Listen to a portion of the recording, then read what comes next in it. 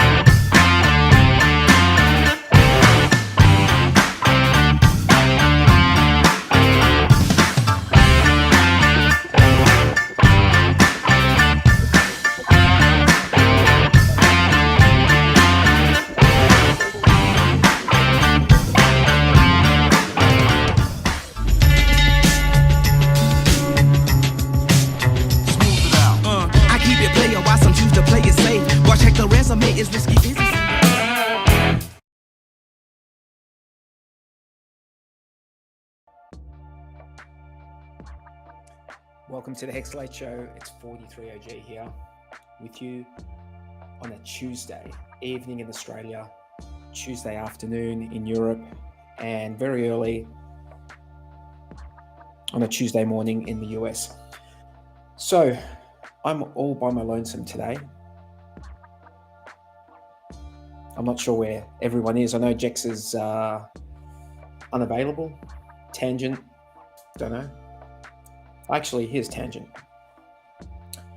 But I've got some clips today that we're going to talk about. We're going to have a look at and talk about. What's up, Tangent?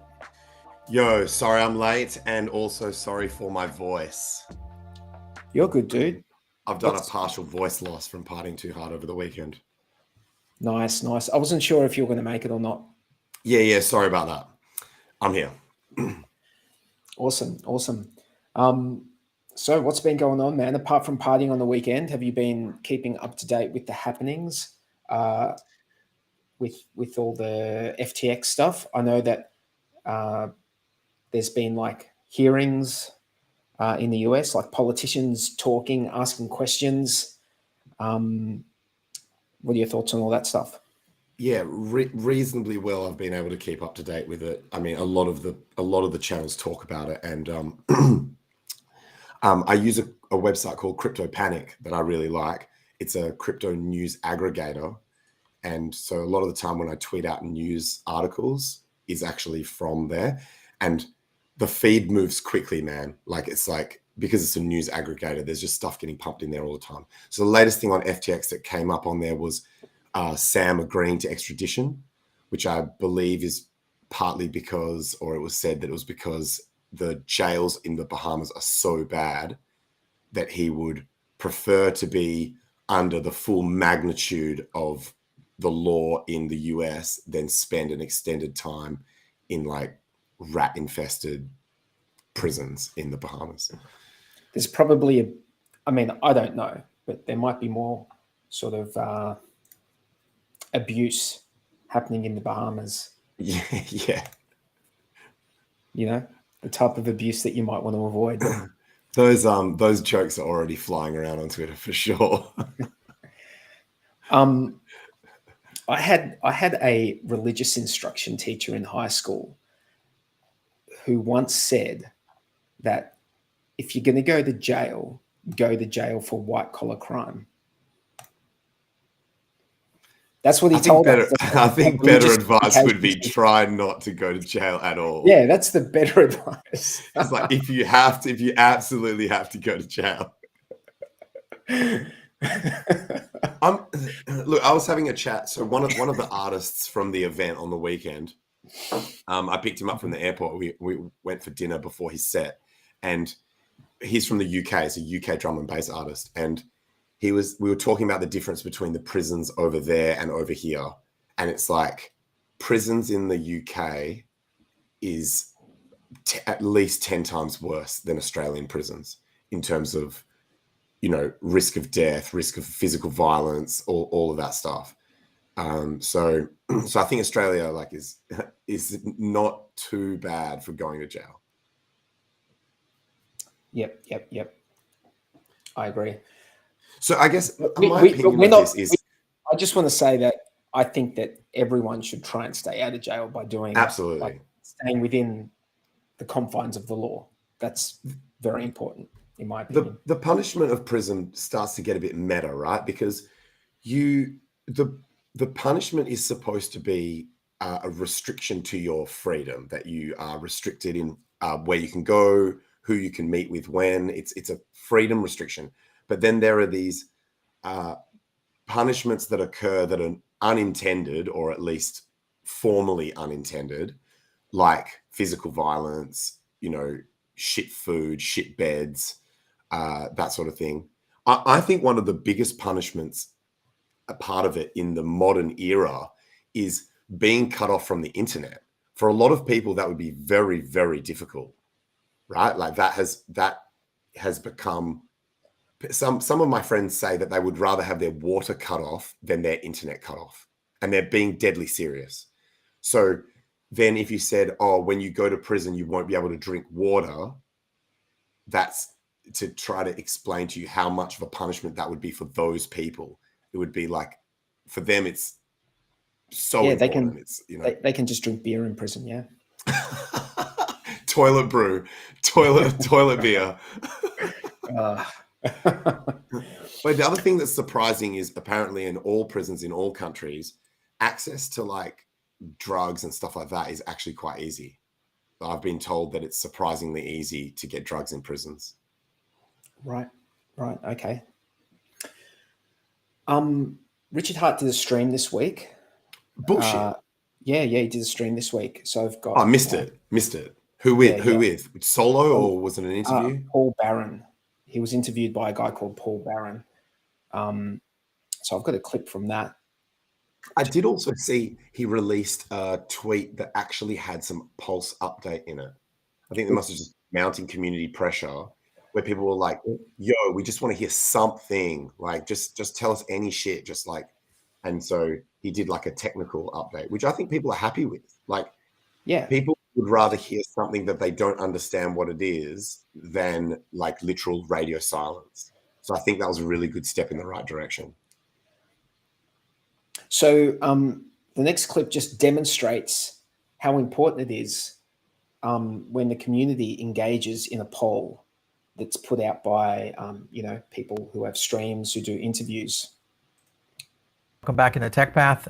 We did a poll over on Twitter, and I just want to show this. I'll give Richard a little bit more for his ego. I don't think he needs much more, if you know Richard.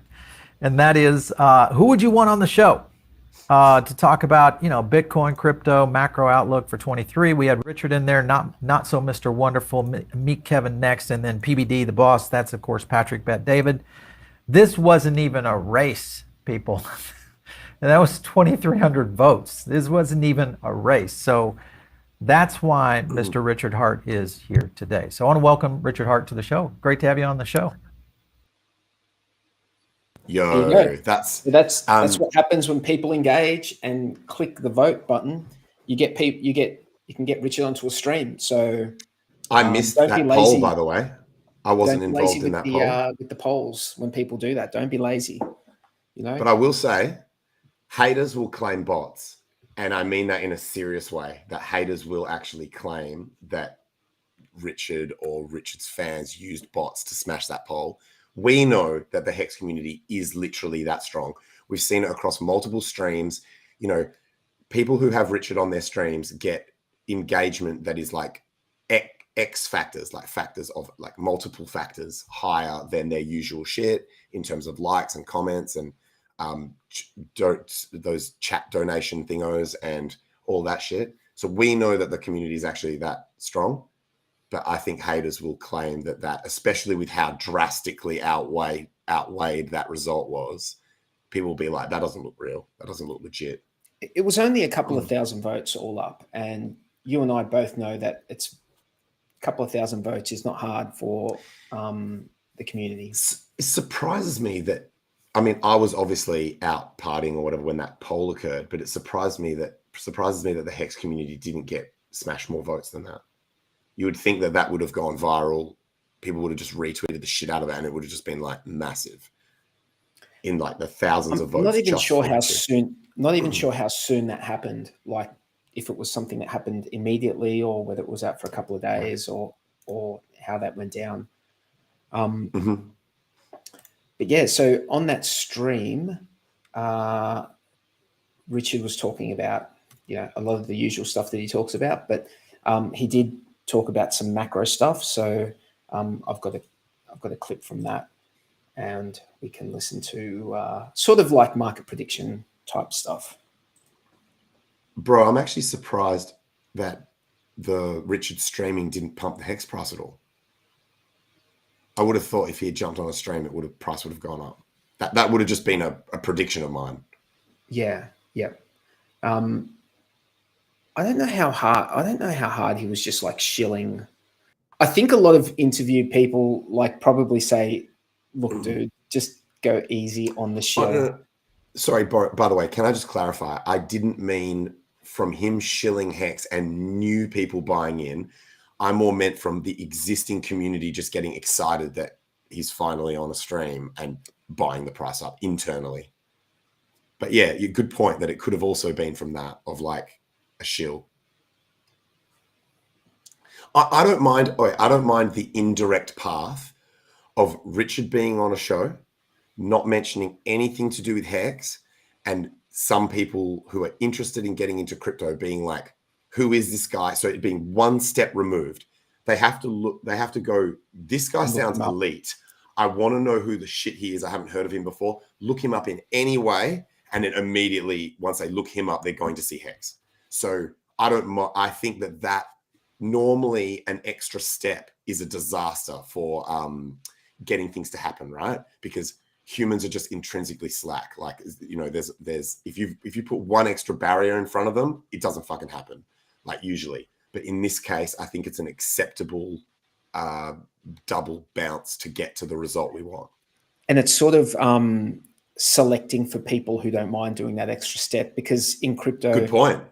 In crypto, you need to be like of the mindset that you're going to have to do some extra steps, because you're not just going to like snap your fingers and get into crypto. You sort of need to do a little bit of research of where you need to, where you on ramp and how you custody, and if you can get that far. 100%. You've got to sell. Every other time crypto has bottomed, it's been in a quantitative easing environment. Crypto's never bottomed in a quantitative tightening environment before. Yeah. So now look, crypto will bottom first, in my opinion. But until he pivots, stops raising the rates, and then we get the actual market crash. So usually people think the pivot saves you. Usually, historically, the pivot is then followed by the real crash. Yeah, it kills you. And then you get your bottom 6 months, 8 months later, and then you go up. So now look, this is uncharted territory, right? So look, if there wasn't so many coins ready to get sold, I would feel better about calling a crypto bottom. But we haven't hit my price targets. We have barely run, we just basically finished up a year of bear from the double top. All right. And the macro environment is that they're going to keep raising rates, which is going to keep hurting the prices of everything. And until the pivot and the crash and hitting the price targets, I'm just not comfortable calling a bottom. Yeah. Okay. And price matters a lot more than timing. So you feel like it's more somewhere around 11,000, 2023 would be your prediction for where Bitcoin is. I mean, it's going to hit the 11,000 mark. Yeah. Yep. Mm-hmm. That's your number. Okay. I mean, technically an 85% drop from 69K is 10,350. Yeah. What about the real math? But in case people front run my calls, I want to give them a little extra leeway and just give it 11K. Yeah. 11K and pray. What's ETH for 20? I mean, ETH already did an 85% drop. Yeah. So that's not an exciting call anymore, is it? So if it went back down to 880, that's an 85% drop. Yeah. So what's a more exciting call? 600, 400. I mean, technically, its last cycle, it did a 95% drop. It really could do it again. So I've heard a few people. Yeah. No one wants to see ETH that low. But it could get there. Yeah, it could get there. We don't know. So I've heard people in the community saying on stream that they think that maybe like HEX has front run the bottom. Like maybe HEX has already come down, and then if other stuff drops, that maybe HEX won't. But I don't know. I mean, what do you think? I'd need to see the trend reverse, man. I'd need to see something that looks like a bottom, like that. It looks like it's and the other thing that scares me a bit is what's the chart looking like at the moment? The last few times, I'll grab it. The last few times that it looked like HEX was showing relative strength, it unfortunately was not.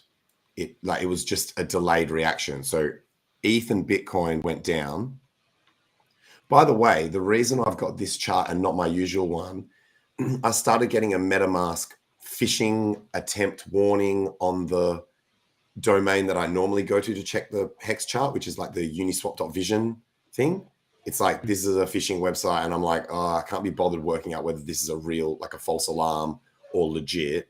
So I've gone back to using this one. I'll just share it. Shit, where is it? So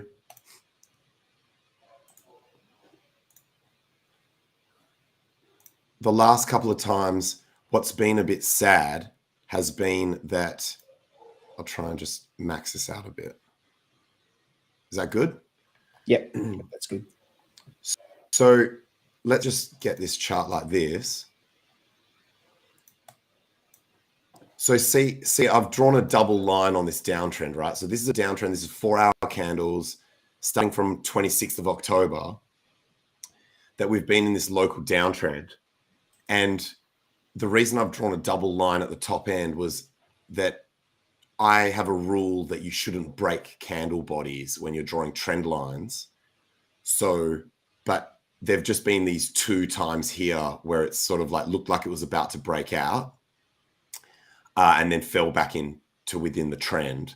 So technically this is the trend line here, the top one that doesn't break candle bodies and still makes it up to this wick up here.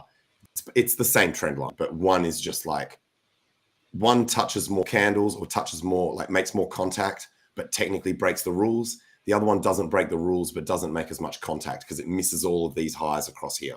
So, but realistically, sometimes I do this. I think it's reasonable, right? That this is the downtrend we're looking for. Now, this one got me. Like, I didn't actively buy it, but I was convinced. So when this happened here, that we really aggressively smashed through the trend line. We came back, we retested it, and we moved off again. So this is what traders look for, is the break of the trend, the retest, and moving off. So when we're in this candle here, I was like, okay, sweet. We're going to get at least some relief and get out of this particular local downtrend. And then absolute wreckage, smashed down, fucking just absolute train wreck back under the trend line. And here we are just showing weakness again. So we've made a new local low of below 2.5 cents. Like the chart just looks like trash. Like it's really bad. It's really fucking bad. So but on the flip side, the chart being trash, right? On the flip side, like for T-shares, like T-share, the cost of getting a T-share in terms of HEX, well, in terms of, I guess, dollars getting in is quite low at the moment. You know, yeah. I mean, the T-share rate goes up, but if the US dollar to HEX price is quite low in terms of US dollars, I guess, it's I'm not going to say go out and, you know, buy, but it's not expensive, I guess, in terms of you know, the history of the HEX chart in the past year and a half. it seems like a pretty good time to I agree with you. I guess. The unfortunate paradox, if that's the right word for this, is that the time where it's best to be shilling something to friends or to anyone that you know is also the hardest time to convince people that it's actually a good idea to get in. So this is I do believe that this whole idea that we're either at or close to the bottom for crypto in general. And yet, if I was to go and tell I do have actually a small number of friends, I will admit, who have actually come to me, which is really shocking, being keen to get into crypto recently, which I'm like, and I tell them, I'm so impressed with you guys that this is actually the right time to be looking to start to enter. I'm like, don't blow your load all at once. Don't get your amount and put it all in. Don't do that, because there's still potential that we could go down significantly from here, another 50% or whatever. So assume the worst, but it's a great time to be thinking about it, looking into it, and scaling into it. The whole kind of DCA entry thing. But excluding that small group of people who have either learnt from my videos or just shockingly have the correct attitude towards investment, for most people, they would be like, hell no, dude, I'm not buying any shit right now, especially not alts, Yeah. So people risk off. And look, that comment that Richard made is one of my biggest fears. We have never seen a crypto bear market that is coincident with a macro recession in legacy economics, like legacy finance. That's never occurred. So it would be naive to suggest that a high degree of confidence that this is going to play out with any level of certainty in terms of how the bottom will occur. I still genuinely have very high conviction for crypto in the long term. And the amount of good news, if you look at that Crypto Panic website I mentioned and scroll back, the amount of great news that has been coming out for crypto. Visa is doing something with Polygon. Heaps of banks are bullish. There's institutions that have claimed that they've got large amounts of cash reserves that they're looking to deploy into crypto. It's the news cycle is bullish in the way that you don't counter trend, you don't counter trade. So sometimes when there's bullish news, it's actually bearish, right? Because it means the shit is overhyped. But this is the type of bullish news that is actually fundamentally good for the long term. But that's been the story of this whole year for me, where I'm like, everything is so fundamentally bullish, and then yet the prices just continue to get crushed. So I need to see more. I want to see a break of this green downtrend. Then I want to see a break of this white downtrend, or these two white downtrends. And then I want to see a break eventually. Oh, sorry, that's both of them. Yeah, so it's this, if we can get out of this green local downtrend, that was the two lines that you just saw previously. And then it's this one and this one. By the time we get there, they might be the same fucking line. But actually, maybe they already. Oh yeah, I know, right? Because then that actually makes it a more powerful resistance if you've got coincident. I don't have moving averages on this chart, but so Vibra Finance says once we go under 10 million total T-shares, FOMO will kick in. It's a big psychological number. Yeah. You know what, bro? I think we're good.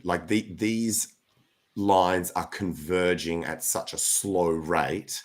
I really don't think it is going to take. This is starting to get into February, March.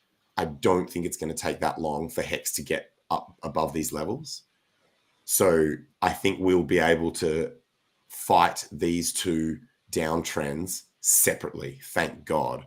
Because you make an amazing point that, when you have coincident resistances, it just makes it even harder. There's a comment here, T-share goes up because it's a self-inflating coin. I'll chuck some moving averages on here for fun.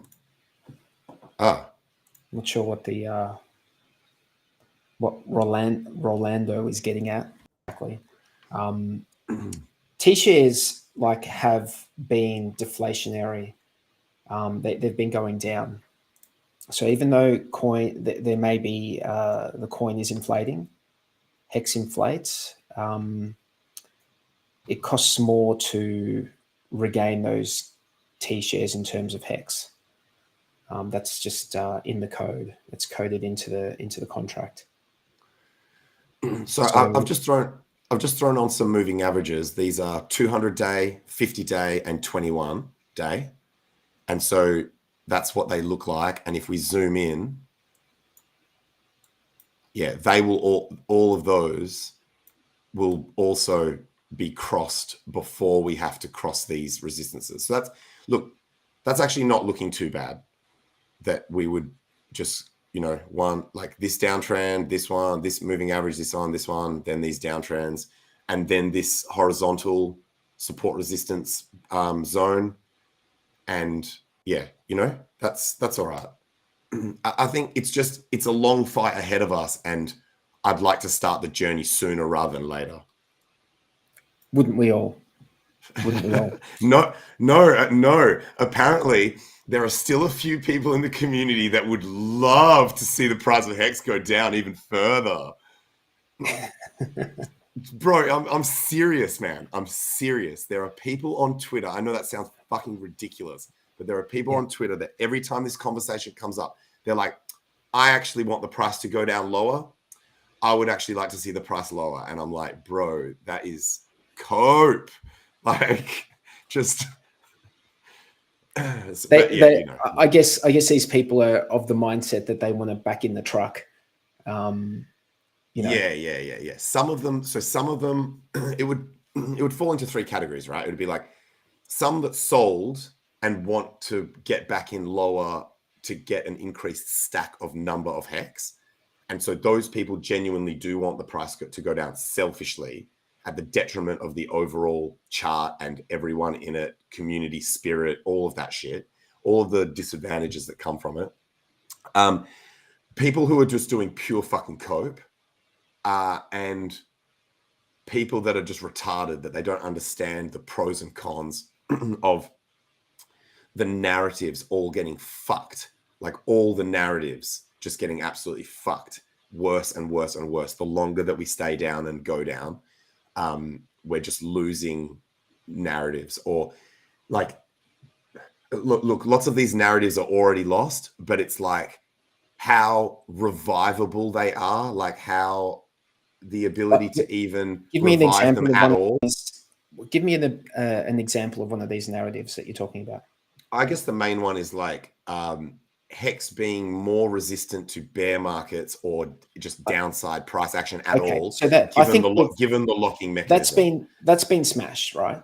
But there's dead, and then there's like dead and never to be recovered. And I think there still is a chance for revival because people have got short memories, right? People have got fucking short memories. Yeah, but we've done but HEX has done a 95% drop. So the narrative that it is, you would have need to have seen only like a 75% drop for such a new something. Yeah, just something better than a standard alt chart. Yeah. So the fact that it's gone down 95% tells me, I mean, all right. It tells me that one's dead. That narrative, that one's dead. Yeah. But that was never that was a narrative that I think was out in the community. We thought this could be something that happens as a result. Oh yeah. It was never guaranteed. We never promised anyone. That was never guaranteed. Like it was just. It the seemed like a reasonable. It seemed like a reasonable assumption to make. Yeah. But that narrative is non-existent now.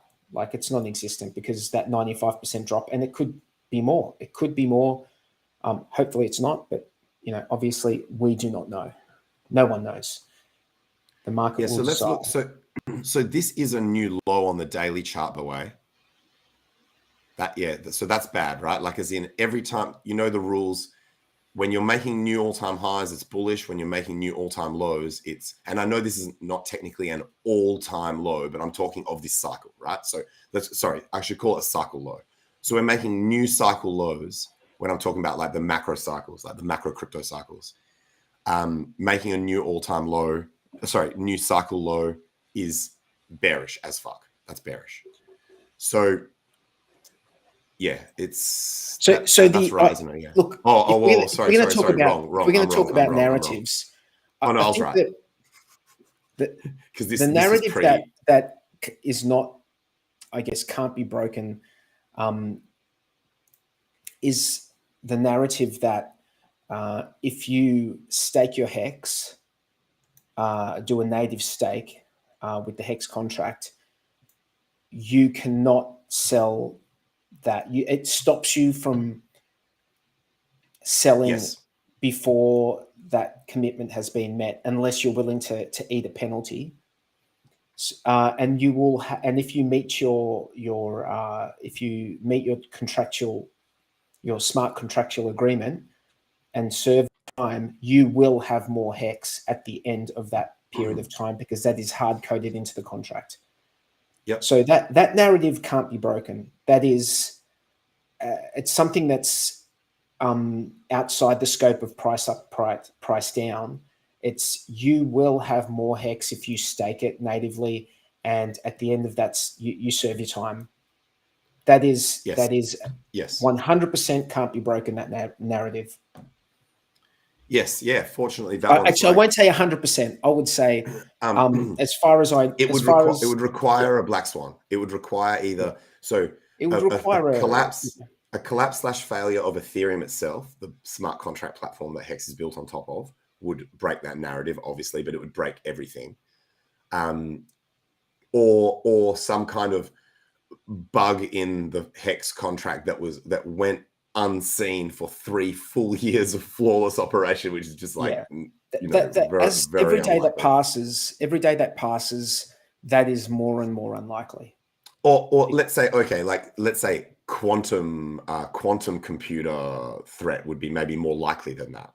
Like that's hidden quantum, but that's I agree. That's all of crypto, everything broken. Well, except for maybe a few projects that genuinely did make their shit quantum hard prematurely. But there are claims of that, but we don't know for sure that they're actually not just false claims. So here's a comment from Vibra Finance. I doubt the 95% would have happened if it wasn't for sacrifices. We went up artificially, I think. So that's an interesting idea there. The question is, did the sacrifices take those tokens out of circulation? So you would think, if those tokens are out of circulation, perhaps now the fact that they haven't been sold, is that I think they might be referring to the sacrifices that were not done by Richard Hart. I think they might be referring to every other project that took sacrifices and then would have sold what they were given. So if people either sold their HEX to fund the sacrifices in stablecoins, or sacrificed HEX, but then those projects dumped it to get whatever they needed. Yeah, that's a good point for funding. Yeah, I see what you're saying, Vibra Finance. That would be the case, wouldn't it? Because those projects, I don't know. I haven't followed them. Oh, sorry. Or what they might be saying is that the amount that we went up was actually fueled partly by people buying HEX to sacrifice it. Yeah, possibly is what that's being said there, in terms of that sentence that says we went up artificially.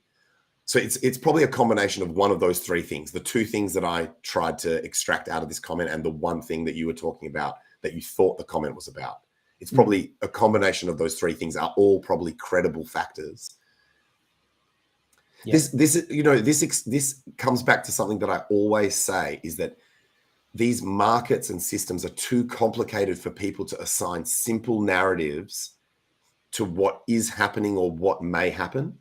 I always try to get people to not buy into or present to others with super simple narratives of, like, say, an example is, when PulseChain comes out, everyone's going to dump their coin X for coin Y because they had that one in preparation to try and get more of the other or whatever. It's like, yeah, that might be explain the thought process and plans of a group of people, but not the entire market.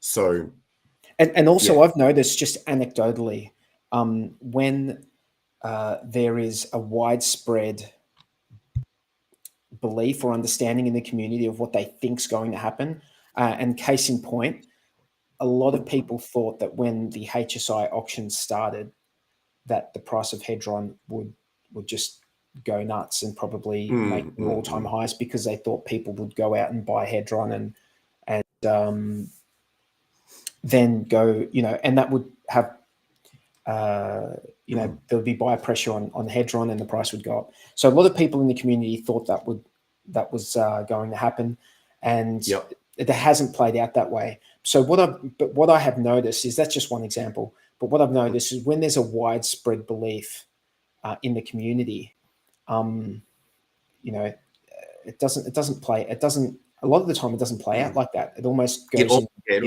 almost comes under the same category of buy the rumor, sell the news, right? Like, as in, the expectation rarely ends up meeting. Actually, it's not exactly the same, but I get what you're saying. I agree. It comes under that whole, like, if everyone thinks that something is going to happen, then that's too obvious, and the market will punish you for trying to go along with popular thinking. It's almost if people are counter playing it. There's people listening to the community, seeing all this belief in what they think is going to happen, so they do the counterplay. And there can always be some large entity that understands the benefits of selling into strength, so that they'll be like, okay, here's an opportunity where there's enough hype building around this thing, and I've got a big ass bag I need to unload. This is my opportunity. And then that one large entity can outweigh quite a lot of smaller entities that are buying into the hype. And the same thing can happen at the downside. So again, I know that sounds like I'm kind of breaking my own rule of doing this like simplified version, but it's just an example of what can happen. I have to always keep in mind that large scale entities have an outsized impact on the market, right? So it only takes one person who's a fucking mega whale to do the opposite of what everyone thinks is going to happen to completely fuck your prediction, right? Yeah. Another interesting example of that narrative thing that is, the narratives have shifted justifiably with the mega delays on Pulse. So it shifted from, oh man, there's going to be so many people who missed the sack who are going to be just fiending to get in, that when Pulse launches, the price is just going to probably do like an instant 10x or an instant 100x from the sack prices, to holy crap, this has taken so long to come out that people are pissed off and are going to dump on launch. And this is what Par Excellence is sort of saying in this comment. Or people are going to it was either get pissed off, either get pissed off and dump, or be so people who didn't realize the amount of time they were going to be without their capital are so desperate for other external reasons that they are forced sellers. When they finally get access to the ability to sell it, they're like, I really need this money for some other life thing, and they just can't afford to hold on to it, to wait for it to go up. So look, again, those are just two narratives that may or may not, that those things only influence subsets of the community, right? So it's not a guaranteed play. But what's Doza said here? People might have brought up HEX approaching all-time highs, thinking they would get double on the PulseChain, then sold when it was delayed. The same people will buy back in as soon as PulseChain is announced. That's there what is a there definitely is. There is a narrative that I do agree with, definitely that possible.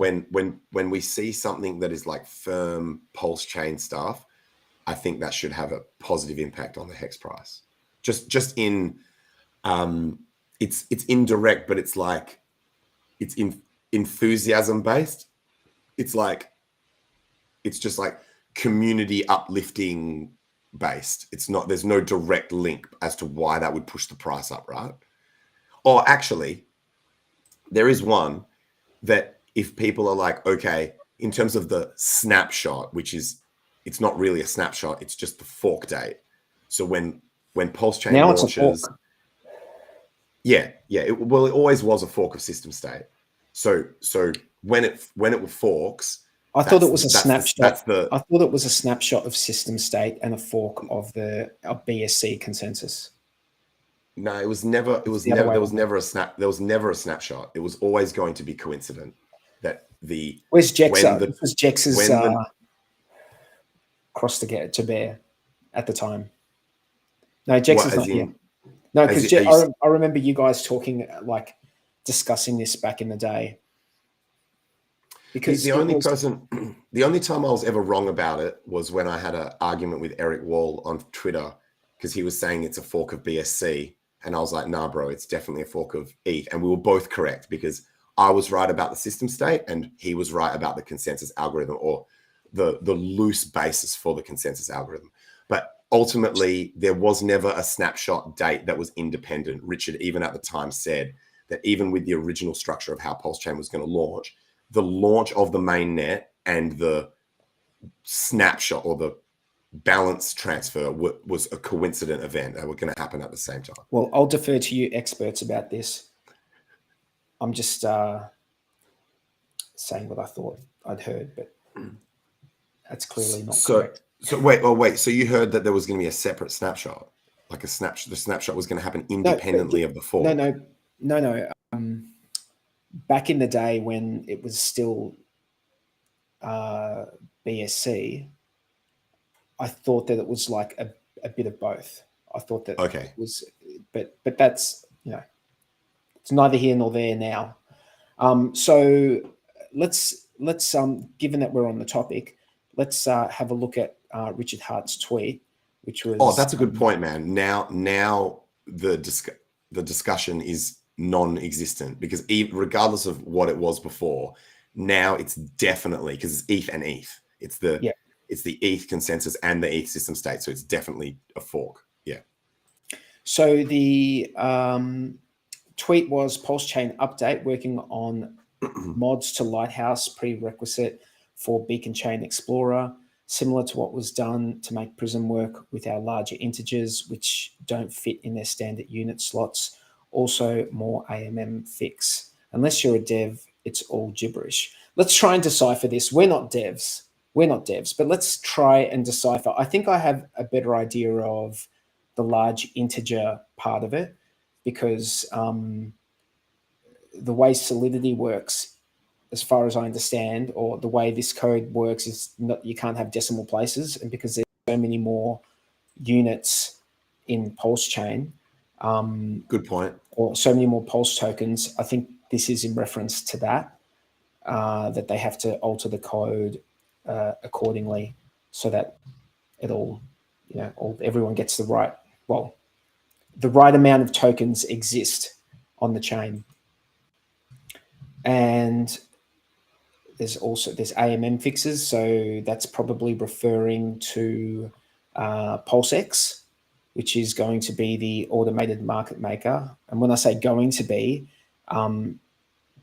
that's what's been indicated, that there's going to be an automated market maker on PulseChain called PulseX, which is basically a fork of, was it SushiSwap? What was the fork of? Or was it a fork of Uniswap? I actually can't remember. And by the way, it would have either been Pancake. It would have either been Pancake. I think they would have taken the best of everything, man. I think they would have gone through the code of like Pancake Swap, Sushi, Pancake, 1 inch, everyone. Oh, actually, maybe not 1 inch, because it's not. By the way, it doesn't need to be an aggregator. That Uniswap version 3 contract is I think it's coming out of copyright or whatever. Yeah, in May. So we're fast approaching that. We're December now, so we're talking 5 months away until that. Which at the beginning, when the whole idea of PulseChain came out, 5 months seemed like a long time.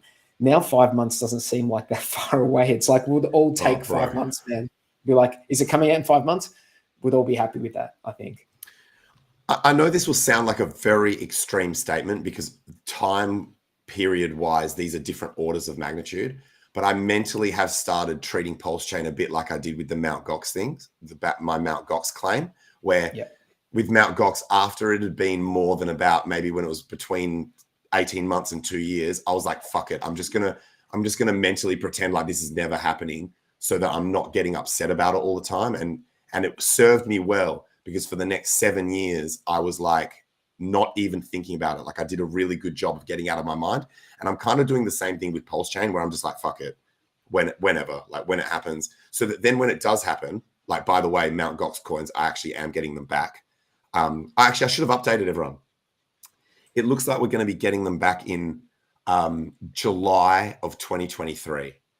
So, which if you believe Richard's narrative about, or like fear of Gox coins smashing the price down, it will not be during the depths of the bear, which you could say is good or bad. Like some people, you could pitch a pro or con argument for this. You could say, well, it's actually better to come out while it's lower because then people are selling and not extracting enough economic energy. But Bitcoin's a fucking behemoth. So if we're on the way up, it should be able to absolutely just eat the fuck out of any dumpage that comes out of those Mt. Gox coins. So I like the idea of it being once we've turned bullish.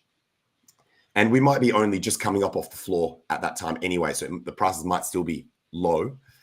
But it looks like they've got 2 release mechanisms that I won't get into. One's... What are your thoughts, just while we're talking about, the low of Bitcoin, what are your thoughts on Richard Hart's prediction of 11K in Prey? I know you've been like... I still don't think we're going to go that low. I don't. But like just to set the context, I mean, a while back when we were still like, in the 30s or the high 20s, you didn't think it was going to go below 20. And now we have gone below 20 and we've sat. And would you accept that the bottom isn't in? I was definitely wrong. I was definitely too bullish. I wouldn't say I was still bullish, but I was more bullish than bearish. Like as in even when I flipped bearish, I was still too bullish. So I was like not bearish enough is what I'm trying to say. So I was wrong about my bullishness level, if we look at it as a spectrum, for most of the way down. And I'm still probably more bullish than I should be. I've got that kind of like, because I'm so pro crypto, I've got that kind of like perma bull attitude. And obviously that means that you get financially hurt more in bear markets, but you make more money in bull markets. And which is probably not the right way of doing it, but it's just intrinsic to me because I'm such a fan of crypto. I still maintain that though. So I wouldn't let that impact my assessment now, because do you see what I'm saying? If that would be like a PTSD response where I'm like, oh my God, I've been wrong every time. I should be more bearish. That'll be the one time that you're like, okay, now I'm going to go more bearish than I actually believe. And that'll be the time that you're wrong. So, and not just for that reason and more, I'm staying with I don't think we're going to 11K. Yeah. Just in this tweet, he talks about working on mods to Lighthouse. Now, if you're running if you're a validator, Lighthouse is some, I'm trying to think, is it consensus? It's like you need 2 clients, basically. You need an execution client, and you need I think it's a consensus client to run an Ethereum validator nowadays. So I think that has something to do with that. Lighthouse, it rings a bell. Okay. Yeah, nice. That was something that surprised me. The part of that tweet that surprised me was the comment about PulseX. You know how it had a comment that they were working on PulseX, or that there was something in the tweet about PulseX. I thought that the state of that was that PulseX was completely done, dusted, ready to go, just waiting for Pulse release. So that surprised me. Right. Yeah. Yeah. I guess there's By always. The way, do we have admins? Do we have admins in the chat? Admins in the chat. Do we have admins in the chat that can clean up all those scam comments?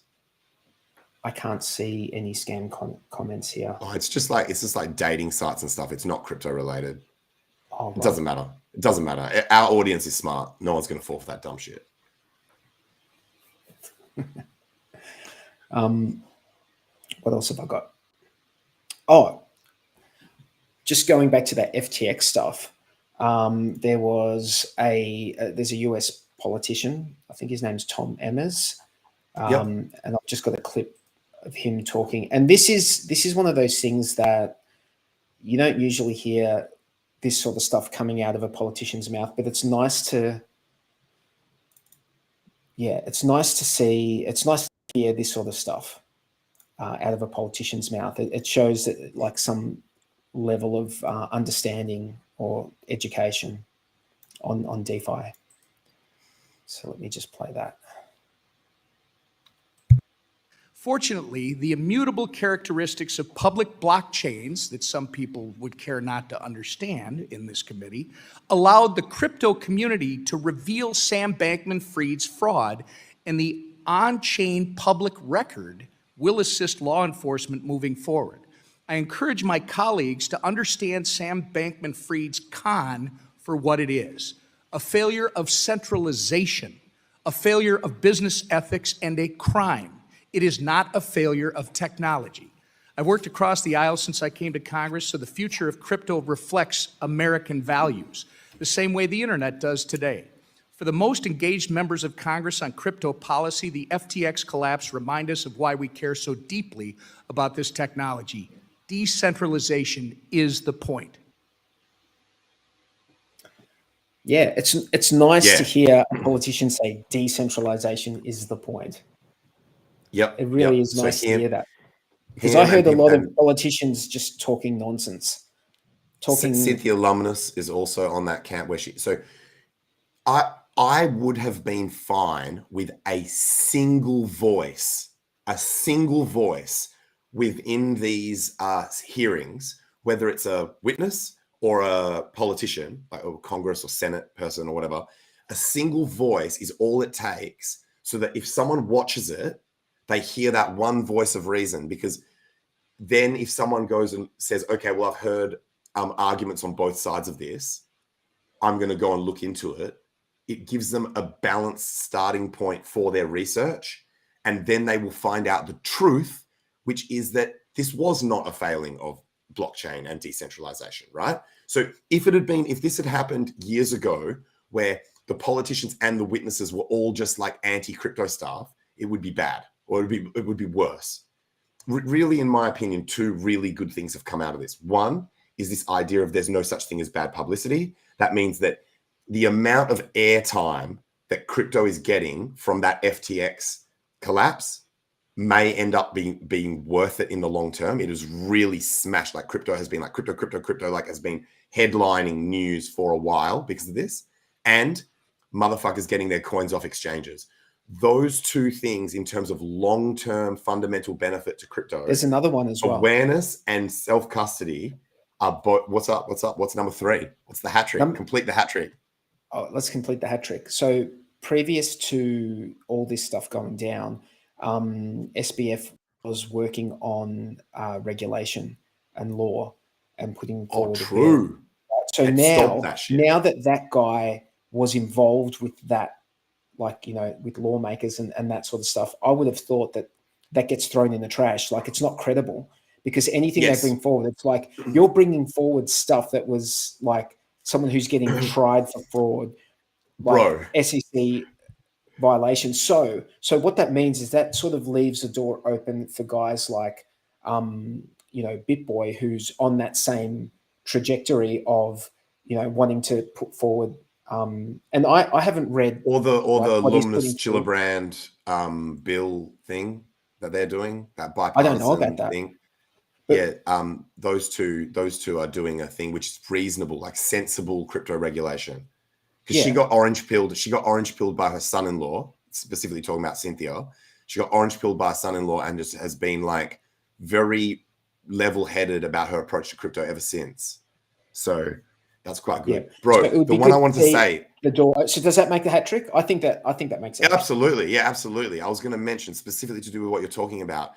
The Shermanator, which is the guy he was voted the most anti-crypto politician in it's either the Senate or Congress. I forget. I don't really follow US politics, but he was voted, of all the politicians that are in those groups that we're talking about, he was voted the most anti-crypto, right? And he said that as part of his speech.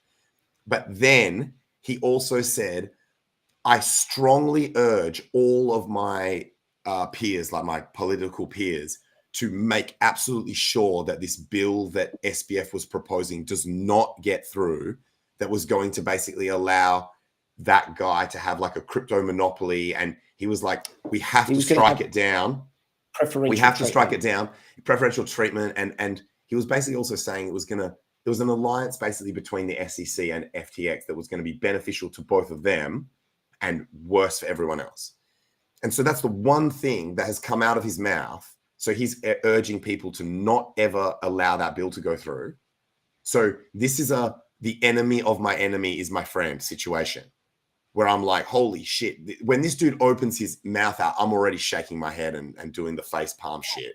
And then he said that, and I was like, damn, this stuff is complicated. Like, as in, this stuff can sometimes play out not how you expect. Yeah. So that was good. Look, if they are going to regulate on and off ramps, I mean, they're to some extent they're regulated in most Western places, I guess.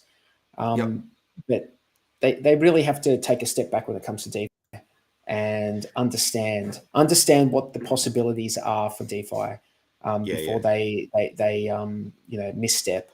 And a misstep. What does a misstep mean? It means that they stifle innovation, they stifle investment in new technologies coming out. So let's hope that doesn't happen. We're firmly on the side of DeFi. So we're hoping that it turns out for the best. You know what? I just want to mention that I've been really surprised that a couple of times to do with this whole FTX thing, I've watched a video and I've been like, this is really good. Like, this is really good overall for crypto, etc. And then I hop on Twitter and people are being incredibly negative. So I've got two examples, right? One was Kevin O'Leary. I thought he actually did an amazing job of defending crypto in general, but then people were hyper negative, understandably so, that he was kind of trying to defend FTX and blame CZ for being the main cause of what like took FTX down. And I obviously disagree with him on that, but I thought overall he stood up and defended crypto, where one of the politicians was saying some shit where they're like, blah, blah, blah, blah, blah. And he's like, whoa. That's like, step back, like take a step back here. Like, as in not take a step back big picture wise, but take a step back as in back the fuck up. And then the other one was, shit. Well, there was another one where, the interview with FTX by Financial Times as part of that conference. Now, I saw that as an isolated video. I just saw the interview of him. And I thought he did an excellent job of diplomatically asking him, hey, your parents bought a fucking mansion. What up? What's up with that? But people thought that he didn't go hard enough. But in my opinion, what he was doing was he was posing the questions diplomatically, a bit like the same way of what CoffeeZilla does, where you don't want to get the person you're interviewing offside by immediately being a hard ass, because that makes them defensive, and then you're unlikely to get any kind of admission. You want to make that person you're interviewing believe that you are being unbiased and almost a little bit sympathetic to their shit, so that they'll open up and then bang, gotcha, motherfucker, boots. Like, now you're in the ground.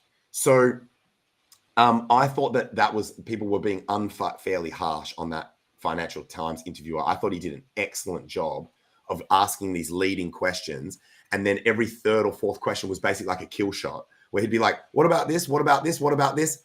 Oh yeah, actually, by the way, what about your parents buying like fucking mansions in the Bahamas? So I don't think he let him off easy at all.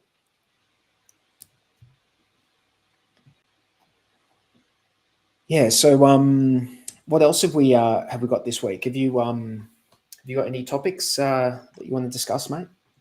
Well, I just saw something on Crypto Panic, because I follow Andrew Tate or whatever ever since I had to dress up as him. Did I actually tell you guys about that? I played Andrew Tate in a music video for Bruce C. He's actually quite a famous drum and bass MC, and he has his own tracks. This one I wouldn't say is his best work, the actual song that I am on the video clip for. But I played Andrew Tate in the clip.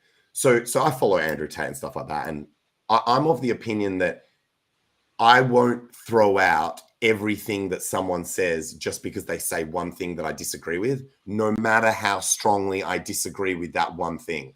So even if someone said crypto shit, and I would be thinking, this person's a fucking idiot. But I'm not just going to go and basically assume that everything else of all their opinions on all topics globally are incorrect. So with Tate, I urge people to take that kind of attitude. And he's going like mad pro crypto at the moment. And he has quite a large audience. So that's a good thing. He's really encouraging people.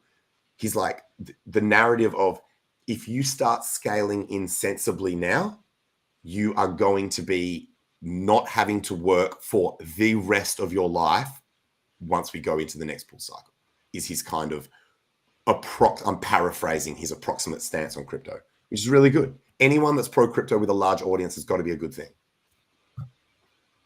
Absolutely. Absolutely. What was I going to say? I had something. Oh, yeah. I've been playing around with like different operating systems and stuff, man. Cool. So just checking out like the most privacy focused ones and all this sort of stuff. What's your favorite shit so far? Well, you need to categorize them. I think the easiest shit is Tails. I think that's really. I think that's the easiest. That's the one. But are we talking about like? I think there's only three. Easy Bro, for I think there's users only three who are not technically savvy, or are we talking like convenience wise? Listen, if you're not a little bit technically savvy, fucking don't forget even about start. it. Fucking forget about it. Right? Seriously, you need to block your ears. What is technically savvy? Do not try this at home. No, seriously, what is technically savvy? You need to be able to read and comprehend what you're reading and then follow instructions. Right? It's not rocket science. If you can do crypto, you can definitely install Tails. Like there's no doubt about that in my mind. If you can work out crypto, you can follow already instructions. Has a technical barriers to entry. Yeah. So everyone here, I have confidence that you could work out how to do it. And if not, you can go find the solutions. But in my opinion, there's only like 3 operating systems that like I would classify as probably the best when it comes to online privacy. And when I talk about online privacy, I mean like third parties, whether it be websites or whatever, just harvesting your data. That's what it comes down to. Like, who is getting this data? So I just want to know, what would you say the top 3 are, or do you have a top 3 or? Sorry, top 3 for what specifically was it? Like privacy focused operating systems. I think going to anything that's Linux is already a massive improvement. If people can be over Windows. doing that over Windows and Mac. Then so there's different flavors of Linux. Like there's different. I know. Yeah. But I'm saying any Linux. I'm saying any Linux is automatically an improvement. So I think for most people, just picking a Linux system that is so. There are Linux systems like Debian, is that how you pronounce it? Debian. That are more supported. So you're less likely to run into a thing where you can't get the software to work. So for most people, I think something like that, a Debian-based one, because you even have ones that they're not Debian, but they're Debian-based. So then anytime where there's an installer pack, like a downloader that works for that system, it'll work. And it seems to be constantly changing which one is the best, which is great. It means that each one of them, like I remember back when people used to say that like Red Hat was the best, and then there was that Lime. Red Hat's like server software, isn't it? Oh, okay. There was like one Lime something or other that was meant to be really good. Right. So the three. There's one that I've actually been playing around with, but I forget which one it's actually called. I can go on. I've just got to pull up a freaking my VM software. From my research over the last few months or whatever, V3, like most like hardened operating systems, not just for security, like in the system, but also when you're on the using the internet, would be Tails. And this is in no particular order of which is the best or which is not. I just found mine. My VM's running Ubuntu, which is probably one of the ones you're about to list. No. Oh. Because they're all like pretty... No, look, they're probably better than Windows, but they're still like, there's nothing really in that's it. They're better for things like viruses, I guess, but there's nothing in them that is better from a privacy preserving perspective when you're using the internet.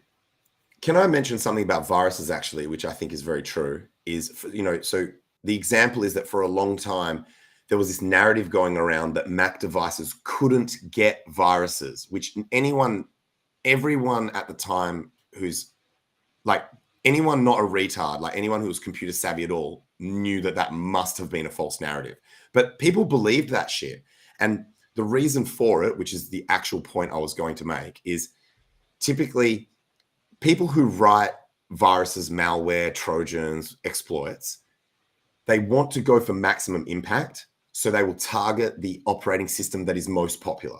So at the time that there was that narrative going around about Mac, it was not that Mac was invincible to viruses because it was just like better quality. People just weren't creating viruses for Mac because it was just more profitable. You don't have root access to... My understanding is you don't have root access in Mac. Well, they still get viruses though.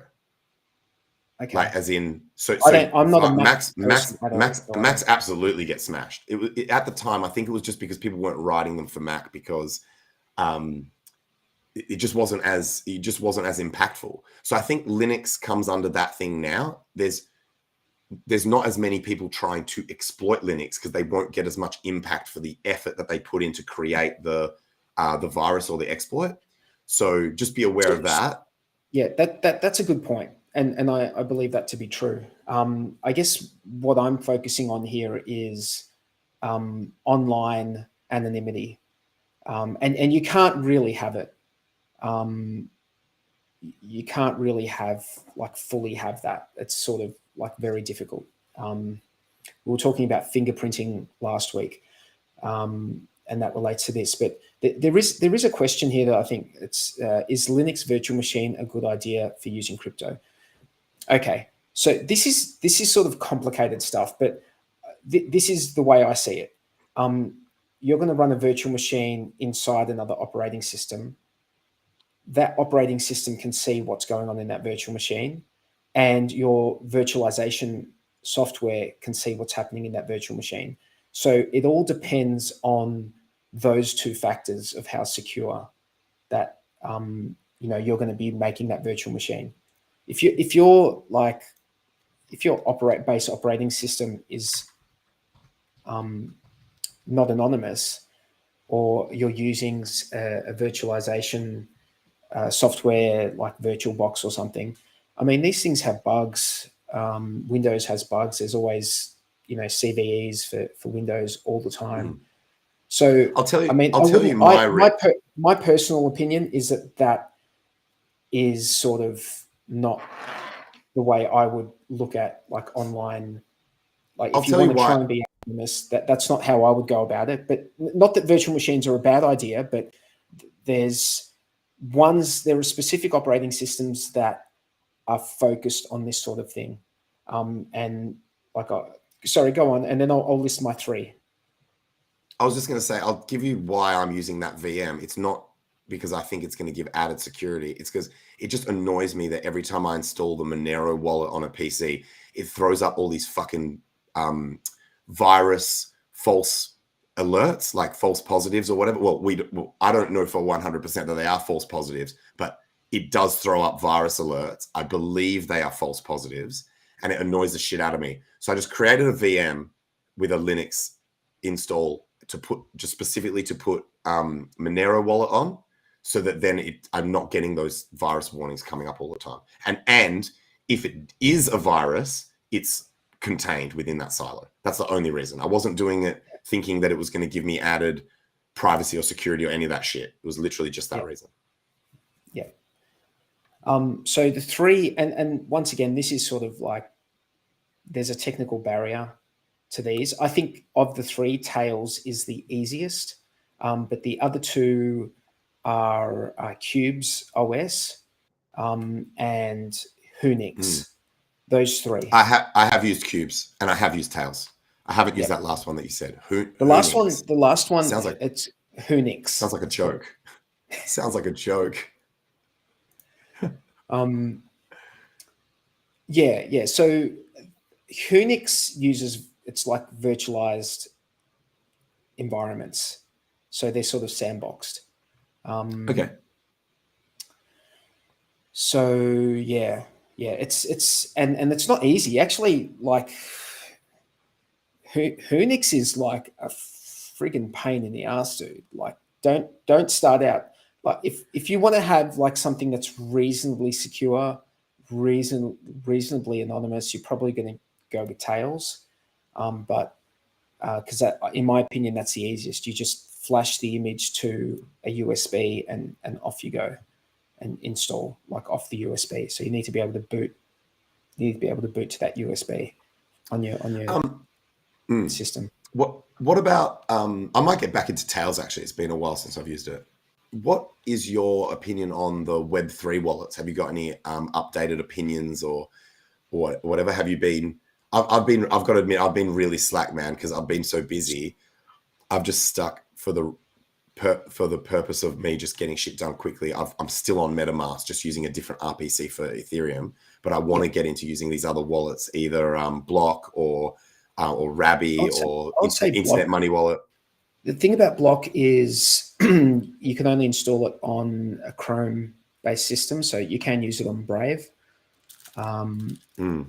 You can't use it on. It's not available on Firefox or anything else. That's okay. That's okay for me. I don't mind. The other you could still have MetaMask on your Firefox and just have so that if you have to use Firefox, you've still got a Web3 wallet there or whatever, like fallback or. Yeah, absolutely. So the other thing that last week, someone in the chat mentioned Frame Wallet, and when I went to the Ethereum.org website and looked up there, because they've got a list of wallets, right? And so I went there and I had a look, and I saw that Frame was there. It's actually a desktop application that you run, and then there's an extension link that they give you, which connects that desktop application to your browser, and then so there's a connection that way, and then you kind of like the Trezor Bridge. It's sort of like that. But then you can connect up your Trezor and Ledger to it. It's a little bit like finicky. I mean, the interface is pretty good, I guess. But the thing is that it is open source, so that's important. But I did notice that when you connect up, it automatically has a permission to a particular domain. So you sort of need to go in every time you connect up a wallet and like get rid of that permission, in advance. because I don't know what it's doing. If it's pinging, I don't know what it's doing, dude. I can't read the code. I don't know, but that there's an option there, and that's a desktop based one. But that's all thanks to someone in the chat mentioning that. And then when I saw it on the list of wallets on the Ethereum.org website, it like rang a bell. It's like, oh yeah, that someone was talking about that last week. So I had a look into that. It seems to work. There's a couple of, it's not as simple as just having a wallet extension in the browser, but it's something else. It's you can add custom RPCs. Yep. So it's another option out there. But do your research, do your due diligence. I don't know what data these applications collect and send off. I really don't know. I don't know. It's sort of, we're in this. It would be nice if there was a Richard Hart one. That's what I like. There's actually something I just remembered from last week. We talked briefly about Internet Money Wallet, which is one of the wallets that's being created by some people, KG, and I think his brother and his dad. Yep. And I got several messages from people thinking that my comments were negative.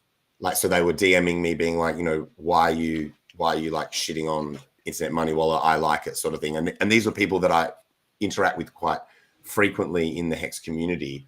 Is that wallet working? Like a level of mutual respect. I actually don't know. I don't know. But the point is, I just wanted to clarify publicly, because I did with them through DM and actually on Twitter as well. I tweeted it out, but obviously sometimes that doesn't have as much reach or impact, or there might be people that watch this show but don't follow my Twitter. By the way, follow me on Twitter. That my comment was not intended to be negative about that wallet. I was simply kind of recounting my main criticism, or the like sort of in those interviews. It was like in my grill and shill series where I was trying to be as like hard on projects as possible, right? And so I just remembered my main sort of criticism of the like, whoa, 2 tokens. But everyone has assured me through DM that there's justification for the 2 tokens. KG offered to stream with me again and like re-clarify it. So I just and I don't really have time to do that. So I just wanted to clarify on here that I wasn't making a negative comment. They are confident that there is a strong case to be made for having dual token on the wallet. And the thing that I do like about it the most, if I was picking out of wallets, I was actually going to say this, but we got distracted and talked about something else. I literally had written this down to say this last stream, is that in my opinion, my hierarchy for wallets would be a Richard Hart made wallet I would just immediately use that because I trust his ethics to do with privacy and security, that he would prioritize those things highly, and he stated that. Then next after that would be made by someone within the HEX community because they are likely to also display those same principles and beliefs and ethics. So in that respect, and then after that, one from randoms who I don't know who claim to have that strong belief in privacy would be the next. And then after that would just be like probably MetaMask, because at least it's like well used enough that it's, even if it's like a bit Trojan-y, it's unlikely to be a total fuck up, right? And I've also been using it for enough time that I trust it on a functional level. So that would kind of be my hierarchy of wallets. That's a 4-stage hierarchy, and KG's Internet Money Wallet slots in at number 2. So, for anyone who thought that I was being unnecessarily negative towards the wallet, I just thought I'd clear that up. Yeah, so last week I mentioned that on Block Wallet there was like a mixer incorporated into it. On closer inspection, that mix has been deactivated. So I think that has something. It was using Tornado. Damn. So that's why I thought that they had their own protocol. So it was using the back end contracts. That's good. It's been deactivated. So what would be extra amazing about that is anyone who basically creates a front end that still uses that back end legally, it might still mean that you're not breaking the sanctions because you're not using. Oh wait, maybe I'm not sure. Actually, don't quote me on that. But my point is, you're getting the benefit of the anonymity set that got stuck there.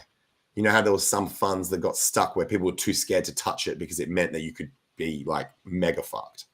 So there's still an anonymity set just waiting there that you get to pull in with by default. Anyone who creates a front end or a way that utilizes those back end smart contracts.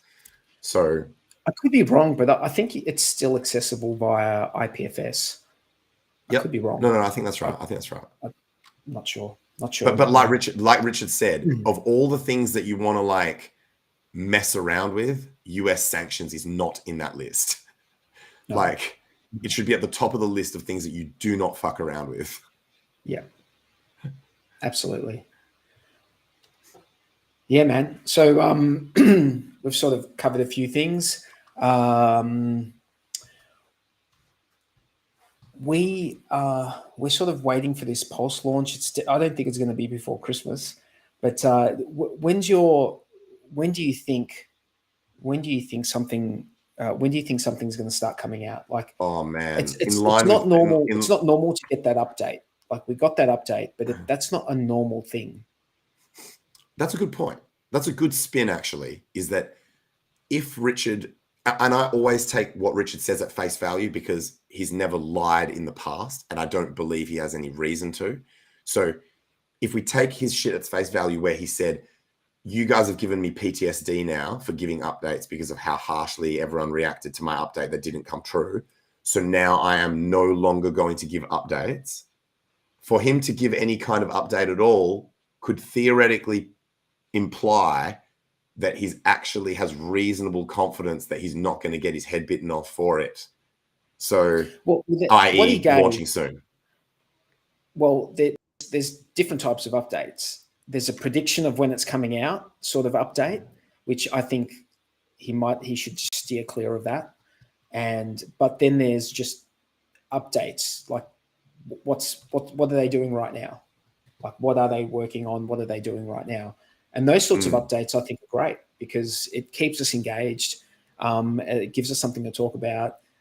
We know that stuff's getting done and we're not totally in the dark about it. Yeah. So it gives us, I guess it gives us some level of confidence. Not that we weren't confident to begin with, but when the expectation is that it's coming out before the end of 2021, and we're about to see the end of 2022, then hearing the occasional update is not a bad thing, in my opinion. I think like it's too late to make this suggestion to Richard, but I think what would have, and I only thought of it recently, but I think what an amazing way to have handled this would have been to have said to the devs, look, every time there's like news, like an update, I want you to categorize them into two categories. Ones which are commercially sensitive, i.e. we can't allow competitors, either chains that already exist or chains that could potentially be in the works, to find out about this update because it will give them the benefit that they can start working on it or alert them to the fact that it's something of benefit or that it's an improvement or a requirement or some critical aspect. And then updates that are not commercially sensitive. And then he could just, whenever they give him that list, he can just release all the non-sensitive updates and also say, as usual, there are other updates that I can't mention because of competitors. So you know that here are all the updates, and at least that much has been progressed. Do you know what I mean? But it's too late now. I think we're too close to launch to fuck around with this sort of stuff. Just get it done. Like, yeah, it does feel like we're getting there. What do you think of T-Bird's comment? I try to avoid making a prediction now in line with my whole trying to forget about it and not worry about it until we get some solid evidence. I'm kind of not going to make predictions, but I know that I follow Crypto7. I like his channel. I'll actually be on his channel. We're going to stream once the testnet launches, and he was reading quite positive things into some of the things that Richard has said recently on Twitter Spaces and in other various forums. And so you could watch his streams to see what you make of that and whether you agree or not, how how much is being implied there. And I've also given up. I know that's a joke comment, but I've also given up on fighting people about him timing the bottom thing. I just let people who believe that, I just let them believe it now. I think most people know my pitch, and I don't want to get to a point where people are like, oh man, Tangent's shit is so repetitive. Every time someone says something about this, he's on this rant about. I think I've made such solid arguments multiple times now. I don't really have anything to add. To me, it's obvious that he's not. Can I put this to you, right? And I don't know one way or the other. I really have no idea. But what about this? I remember him talking about minimum viable. I remember that. I remember that. Could it be that minimum viable is dependent on the market in some? What is minimum viable is dependent on what if the market's pumping, it's better. Does that that's possible. Yep. Maybe he's not specifically timing the market. Maybe I don't. Yeah, I see what you're saying, and in a sense, that sounds plausible.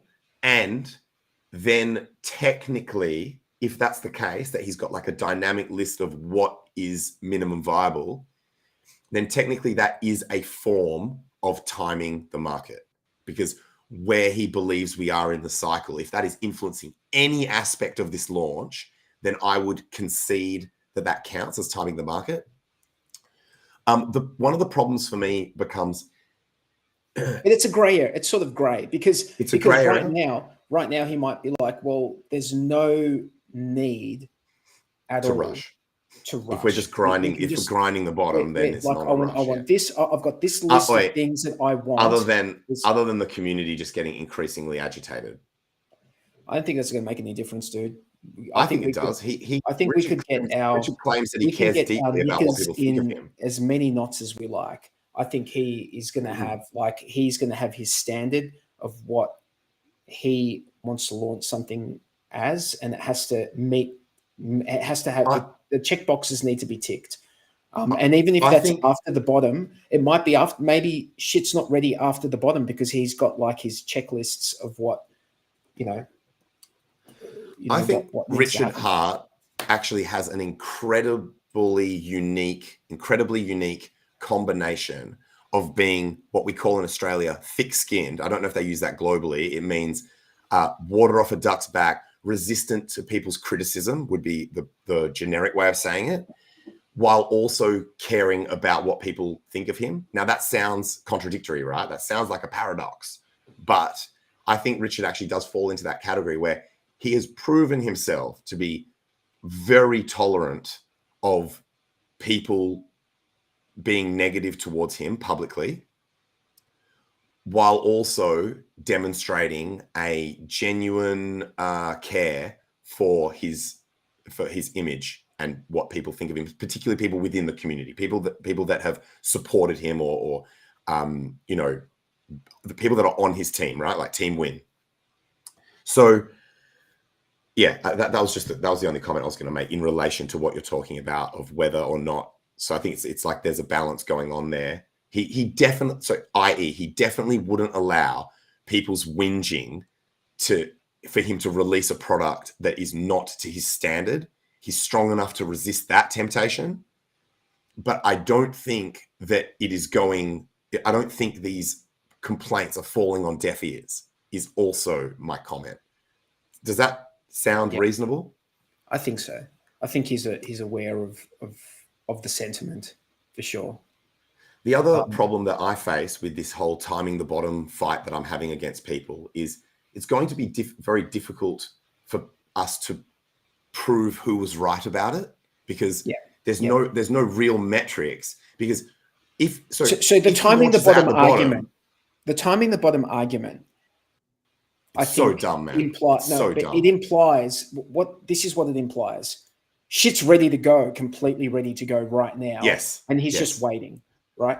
I don't think that's the case at all. I think that is he one wants of shit to be- many arguments I have that absolutely Yeah. slices that No, shit in half. I'm and not just on absolutely that. destroys I'm it. not on that, man, at all. I think he's got checklists. He wants shit to be done. But if there's no rush, why fucking rush?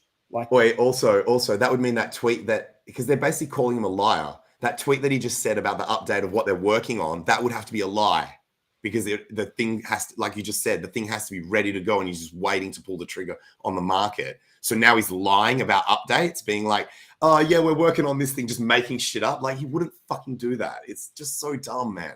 The whole thing's so dumb. It's so dumb. I think one of the most powerful ones. I said I wasn't going to rant about it, but for me, one of the most powerful ones. He said, you started this, T-Bird.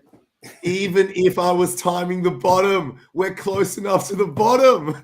So he even said, he said, this is dumb. I'm not doing it. Here are the reasons why. And even if I was doing it, the go time is now anyway. And then there are still people out there being like, bro, he's timing the market. I think like I said, I think there's like, it's a bit of a gray area as far as, it's that time frame of what is a minimum viable product is something that can be extended or reduced. But yeah. So one of the ones that is correct. Ash, Tangent's calling us dumb. Not us, only people who think he's timing the market for Pulse launch. So I don't know who that what subset of hexagons that contains. But yeah, the one that I was so right on, man. I don't know if I've flexed on this yet on our channel or any channel, actually. I did a little bit on Twitter. I had one tweet. The Maxi Premium. Anyone who disagreed with me, and man, I was copping heat for that for such a long time, because it took so long for the premium to come back down, that everyone who argued against me thought they were right for so long that I had to put up with all these people being like, "Oh, Tangent, fucking look at the premium. You were so wrong," and shit for ages.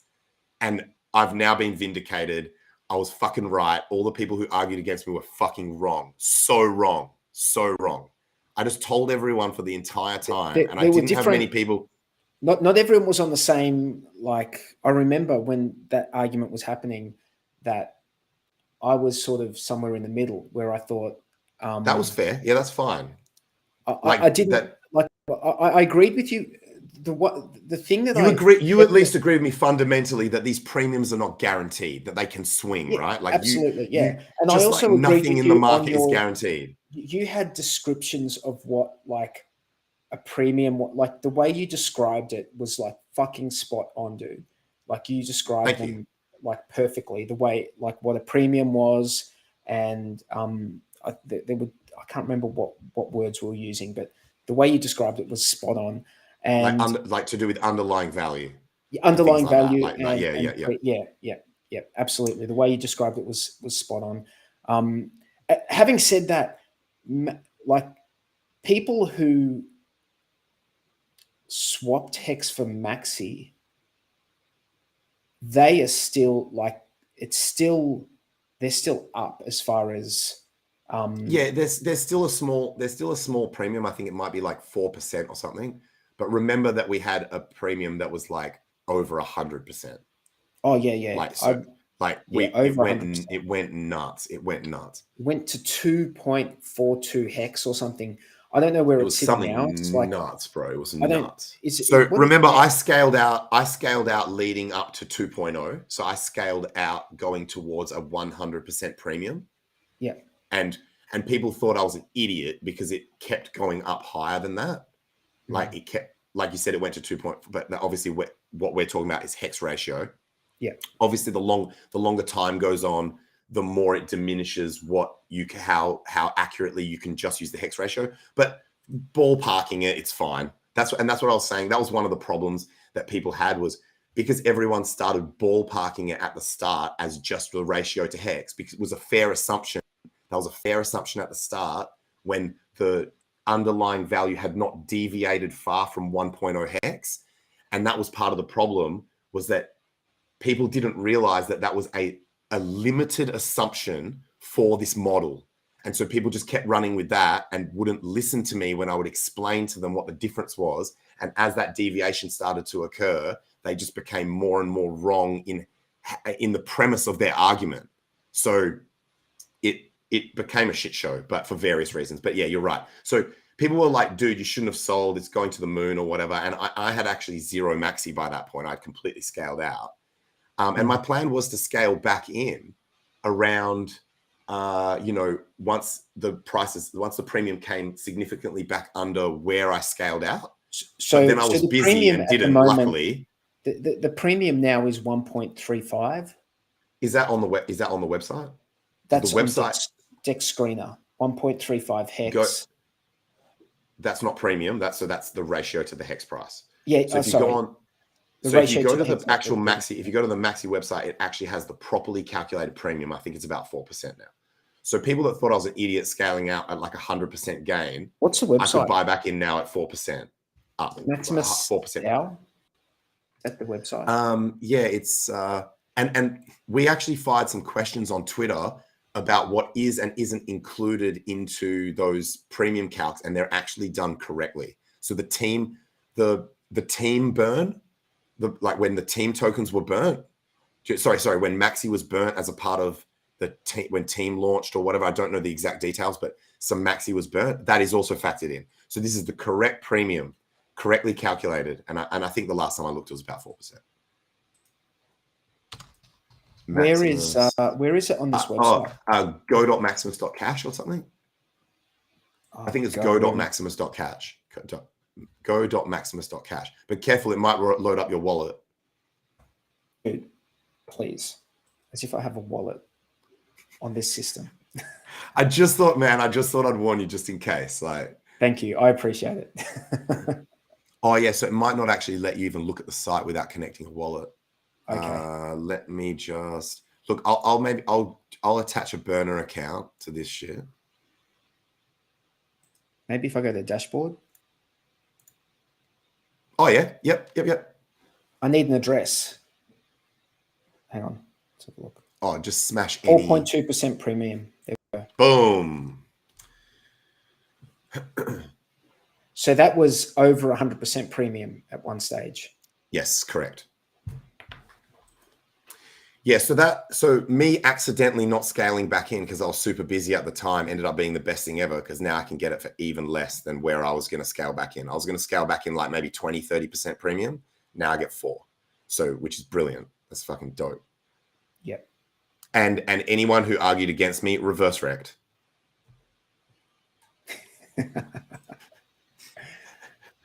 Stick that knife in, dude. And I don't mean reverse wrecked in terms of the opposite of getting wrecked. I mean wrecked in the reverse way of normal. Missed gains. Yep.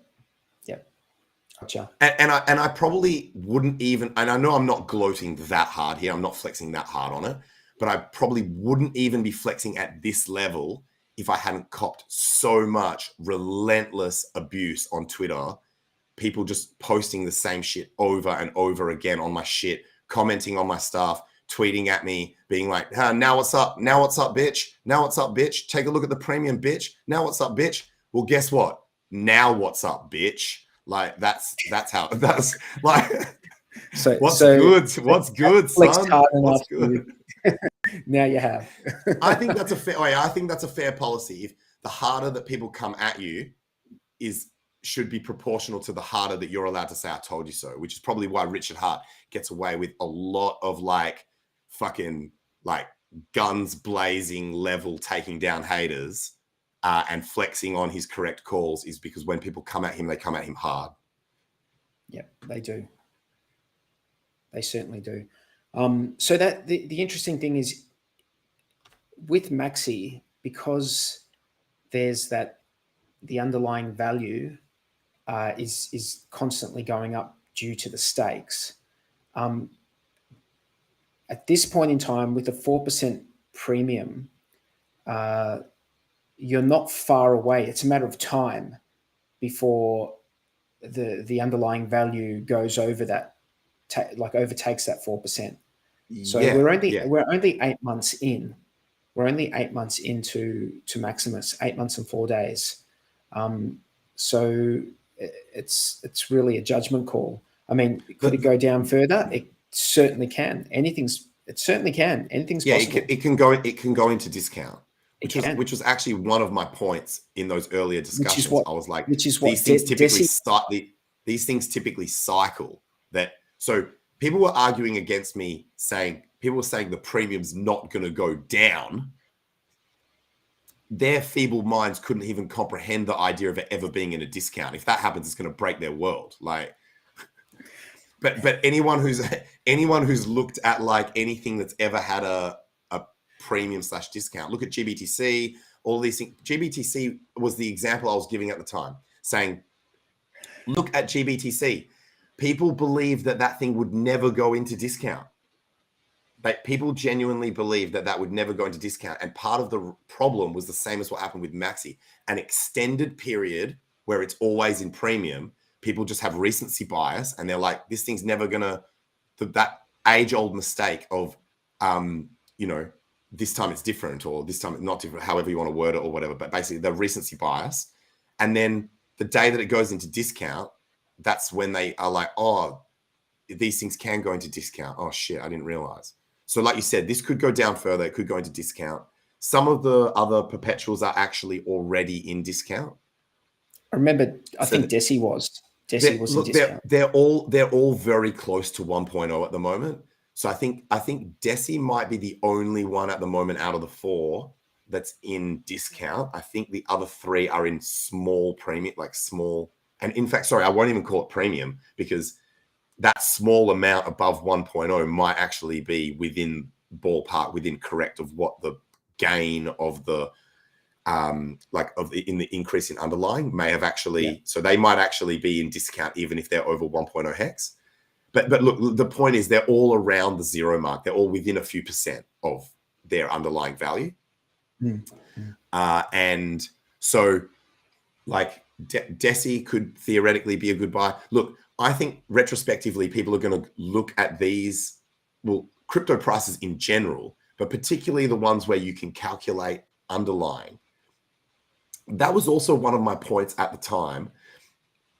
Something that people were disagreeing with me on were they were like, what's your, like, why are you saying this shit? Like, crypto goes up and down. You can never know for sure sort of thing. And I'm like, no, this is different to regular cryptos where you cannot accurately calculate the underlying value relative to another asset that it can be paired with. Like that was the difference here. Normally crypto, you can kind of try to create these models of underlying value, but it's never accurate, and B, it's not against something that there's actually a tradable pair. So that's what made Maxi very unique in the things that I was commenting on. And so that was another thing that people didn't understand. And so, but the only thing that really annoyed me was, as you said, I actually explained these concepts really well multiple times, tried to explain them in an easy to understand way, and people still didn't get it. It wasn't like I was doing like high level shit where I'm like making a high level comment with no explanation of why, like the backing of why these things were, you know what I mean? I explained it in an easy to digest way, and people were listening to what I was saying and then just still going against it. It was wild to me. It was absolutely wild. But at least now we've got the evidence, and people can learn for next time. So there's a comment from Hex Machine. I remember when we used to do bitch tits, price predictions every week. Good times. Let me just say, dropped off. Look, that dropped. Look, in a bear market, it's no fun. It's just no fun. But I guarantee bitch tits will be back in the bull market. It will be back. Oh, that's a really good point. We want the whole idea. We wanted people being like held moonish. That's a really good point. It's not a fun game to play in a bear market. No, bitch tits will be back. We'll be back in the bull market when it comes, if it comes. But hey, dude, we've been going for like an hour and 48 minutes. Yeah. Unless there's anything really important, let's can it. Yeah. Do you have I any? think we actually covered a lot of interesting things. Oh, sorry, there was one comment. I lost it because this thing scrolls. So I apologize. I don't know who made this comment. It was saying that Richard Hart was mentioned on a stream called Walk the World. So Yep. the comment said Richard Hart and HEX was mentioned on Walk the World. Also, they mentioned something about HEX in Perth. That might have been my event, maybe. And something about a HEX chick that has a tattoo. And I'm like, oh, that all sounds good. And they said, but their overall commentary about HEX, like their commentary on HEX was negative. So I wanted to ask that person who commented for more info, but I'll just go and watch the streams, the recent Walk the World streams, and try and work out what's going on. So look, no, I said earlier, no such thing as bad publicity. I believe that's the case, like here, because that's not a stream that would normally talk about HEX. So the fact that they're even bringing it up means that people might go and have a look at it, and maybe start learning about how it works. Yep. And then my I'm going to make my standard sign out is this idea that I've had that if everyone was to just, if you're already on Twitter and you're already surfing Twitter, you might as well just go to Richard Hart's page and click like on everything that he has tweeted in as tweets and comments and replies to other people's tweets, assuming, of course, that you agree with what he's saying, and